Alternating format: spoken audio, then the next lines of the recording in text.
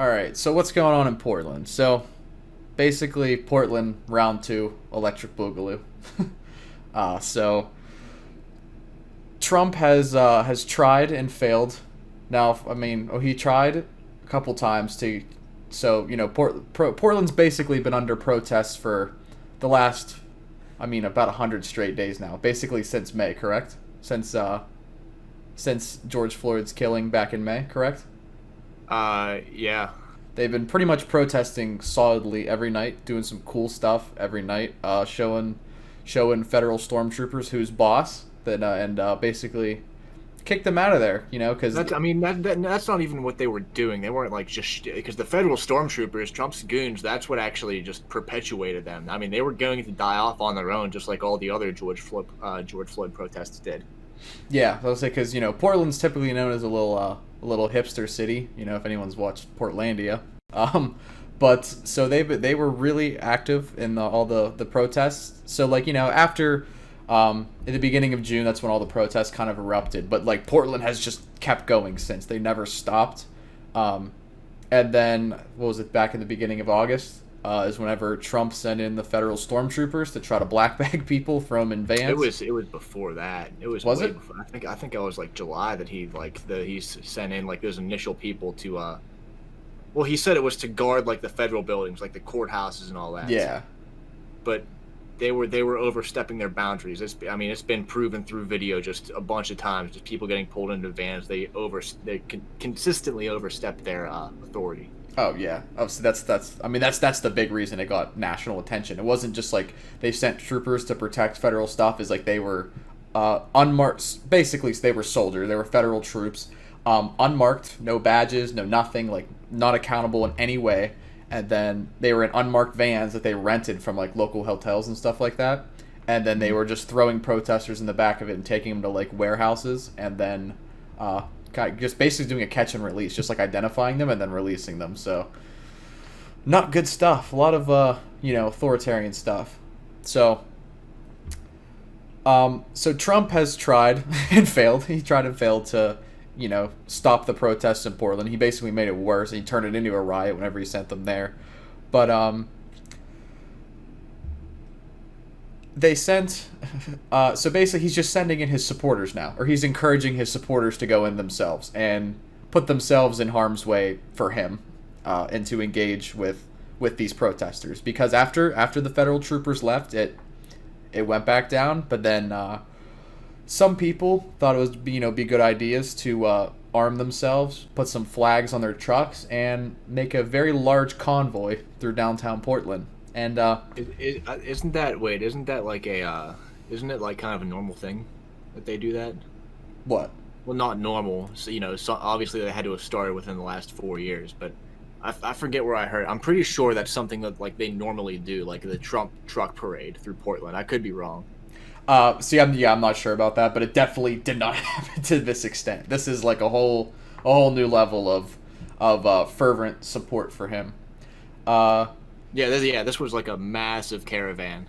Yeah, so this was Saturday night. A pro-Trump man, a right-wing protester, was shot in the chest in downtown Portland. He died pretty much at the scene, and ironically, the group organizer said that he had a huge heart with a bullet through his chest. So they haven't identified a suspect yet. I don't want to, this is kind of all speculation right now. And then also with regards to the group itself, there's not too much known about them, or not too much known about him. The group there is, and we'll get into that. What is it? It's like a Patriot's Prayer.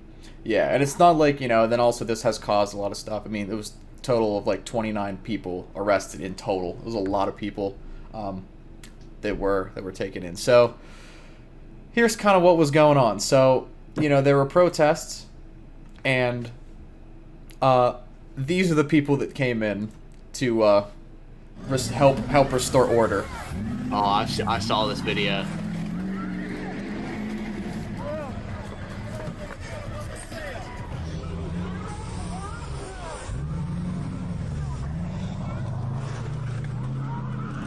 So basically, it's whenever people wonder how could somebody have shot somebody, you know? That's why. That's pretty much why. They were being very antagonistic. Not saying that killing people is a good thing and you should not do it. But that's the kind of stuff that they were doing. It wasn't just they were coming in also peacefully protesting. They were there to cause a ruckus. So, Well, my big thing is, what do they have to protest? What are they protesting? Right. Well, I mean, white people aren't in danger other than the fact that they have to wear a mask. And if you consider that a danger, then I'm sorry, Snowflake. But they organized this big rally, this big caravan to go into a downtown city where they know that the protests have gotten heated there with federal police. If you don't think that they didn't take that into consideration, then you're just so far dug into your little Fox News hole that there's no convincing you otherwise. They knew exactly what they were doing. The pepper spray right there and them running trucks through actual crowds of people is proof enough. This is the very definition of an outside agitator. exactly. Yeah, and Trump is encouraging this as well. He's not saying like, "Hey, don't come and antagonize these people." He's very much encouraging it. And a lot of these people have flags of like the Blue Lives Matter and the Trump 2020 flags, and All Lives Matter I think was painted on like some of these windows of these trucks. So basically, I don't want to conject anything, injunct my own opinion in there, but it's really just they just don't like black people, and because that's basically what the protests are about is black people are unfairly treated and we would like to be fairly treated, and they're like, nope, you're gonna stay unfairly treated.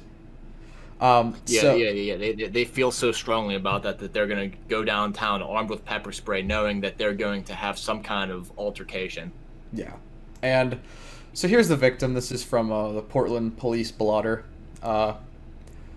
It's just kind of going over who he is. The guy this was the guy that was shot. So this is like the original one that was just saying they haven't found any who did it yet. They're just offering to find out, if you have any number, if you think you know who did it, you can call. I thought they found out who did it.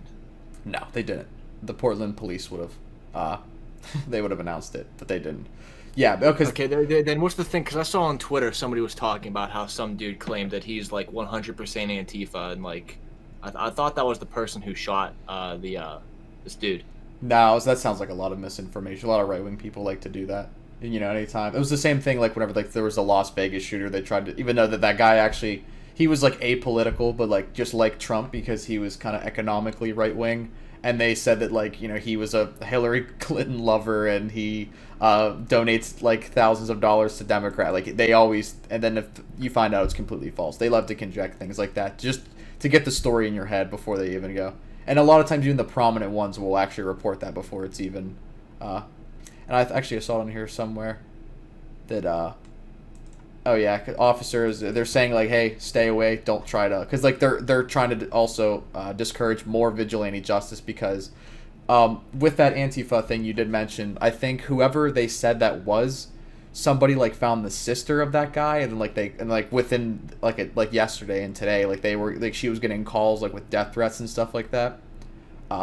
So the Patriot Prayer Group were, trying to, or were basically calling her and giving her death threats.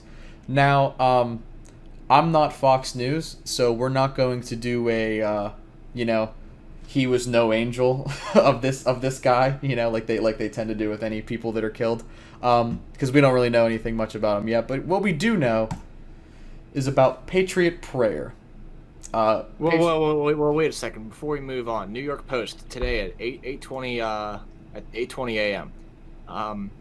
Michael Forrest Renal, 48, is being investigated over the death of Aaron Danielson, a supporter of the right-wing Patriot Prayer Group who was part of a caravan of Trump supporters who flooded the city Saturday. That's unconfirmed. New York Post is owned by the same company that owns Fox News. Be careful about that. Okay, but an ex-military man who calls himself 100% Antifa, ready to go to war, is being investigated over Trump deadly shooting of a President Trump supporter. I don't know. That sounds ridiculous. I wouldn't buy into that just yet. That sounds a little bit like... that sounds... It was picked up by Daily Mail. Daily Mail is tabloid. What else do we got?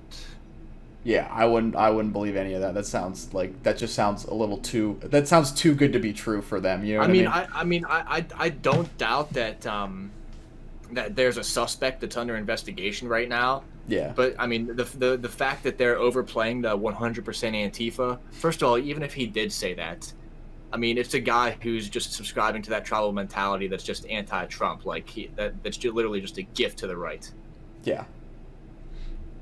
But yeah, I wouldn't go into any of that. That's because like I would bring that kind of stuff up, but like I'm not sure about that. Just seems a little too good to be true for them. So I don't know.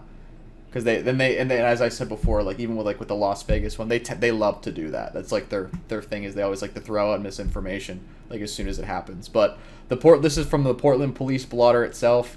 They have not listed any suspects. It's under investigation, so we will update whenever we do find out who shot Aaron Danielson. Now, as we're talking about the group that he was a part of, Patriot Prayer.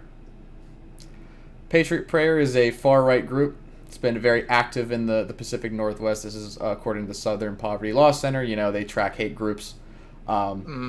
So they're also affiliated with the Proud Boys. We know how the Proud Boys are affiliated with cops. And is Patriot Prayer like a white supremacist group, or is just white supremacy something they dabble in? Like, what's their like mission statement? Their mission statement is to, I forget what it was. It's like to restore. It's to like I'm pretty sure it's like to liberate the West Coast. Yeah, something like that. From liberal socialist ideologies, because for some reason they feel like they're under attack. Let's just do a quick Google of that, just so I don't get anything wrong about it. I don't want to. It's usually a lot of dog whistles. Describes itself as advocating for free speech and opposing big government. Okay.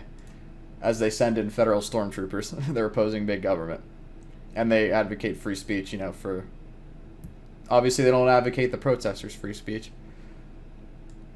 All right, so and basically Joey Gibson, the guy that formed it, he has advocated for people to start carrying guns around and all that kind of stuff. Now, big fan of Kyle Rittenhouse, I bet. Yeah, so definitely, he's done. Yeah, definitely a big fan. So now the big thing about like Patriot Prayer, this was even before this. Patriot Prayer and the Portland Police Department are they're buddies.